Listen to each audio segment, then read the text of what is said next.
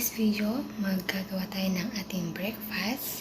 Magluluto tayo ng egg omelette with cheese.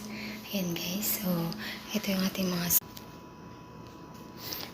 ating sangkap, itlog at ang cheese. Ayan, dahil mag-isa lang naman ako, kaya isa lang. So ayan guys, start na tayo. Natin ang itlog. Ayan.